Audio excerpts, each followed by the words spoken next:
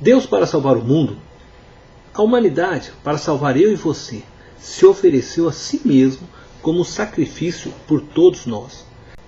A carta aos Hebreus retrata o sacrifício de Jesus Cristo como tendo cumprido perfeitamente as exigências do Antigo Testamento.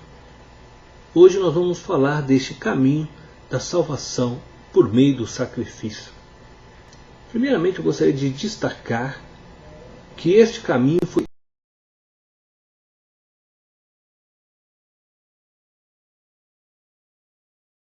o propósito dos sacrifícios, frequentemente declarado no livro de Levítico, é fazer expiação.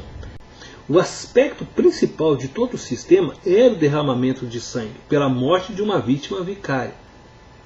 O Novo Testamento reconhece essa verdade. O próprio Deus ofereceu seu Filho para que, através de seu sangue, nós pudéssemos ser purificados. No caminho da salvação por meio do sacrifício,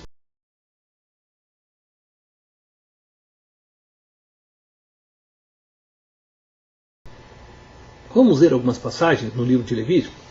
Levítico capítulo 4, verso 3 e 4. Se o sacerdote pecar, ele colocará a mão sobre a cabeça do novilho. Verso 13 e 15. Se toda a congregação pecar, os anciãos da congregação colocarão a mão sobre a cabeça do novilho. Levítico capítulo 4, verso 27 ao 29. Se qualquer pessoa pecar, virá e colocará a mão sobre a cabeça da oferta pelo pecado. Ao colocar as mãos sobre o animal, o ofertante certamente se estava identificando com ele e solenemente designando a vítima como estando em seu lugar.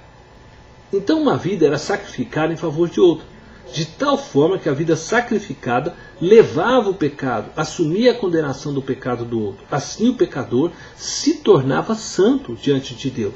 Segundo a palavra de Deus, nós todos estamos em estado de pecado. O apóstolo Paulo, em sua epístola aos Romanos, diz que todos pecaram e carecem da glória de Deus. Justamente neste ponto, diante da nossa incapacidade, a Escritura nos orienta em direção à maravilhosa graça de Deus em Cristo. Deus se torna um ofertante, pois oferece o seu Filho para morrer em lugar do homem, em meu lugar, em seu lugar. E o Filho se identifica com o homem para poder morrer sua morte. Como homem, ele havia nascido sob a lei e obedeceu plenamente a todos os mandamentos de Deus, até a morte.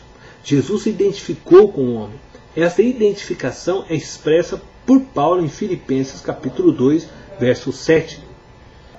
Antes a si mesmo se esvaziou, assumindo a forma de servo, tornando-se em semelhança de homens e reconhecido em figura humana. E em sua morte ele levou sobre si a maldição da lei, fazendo-se ele próprio maldição em nosso lugar. Gálatas capítulo 3, verso 13.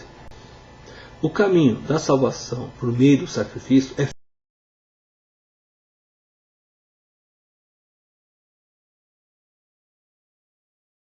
é um erro total supor que Deus age em certa época de acordo com um de seus atributos e em outro de acordo com outro atributo. Ele age em conformidade com todos eles em todos os tempos. Era preciso que o homem pagasse pelo seu pecado, pois o salário do pecado é a morte. Assim como o pecado entrou pela desobediência de um só homem, a salvação viria pela obediência de um só homem. Era preciso que uma vida fosse sacrificada para levar o pecado da humanidade, e assim livrando o homem da lei do pecado. Sim, Jesus, o homem que também é Deus, sacrificou-se por nós, morreu a nossa morte, fez-se pecado para que nós nos tornássemos justos. O sacrifício tem seu fim na pessoa de Jesus Cristo. Ele é consumado na pessoa de Jesus. Toda a lei sacrificial do Antigo Testamento era a sombra do sacrifício superior que Cristo faria por nós.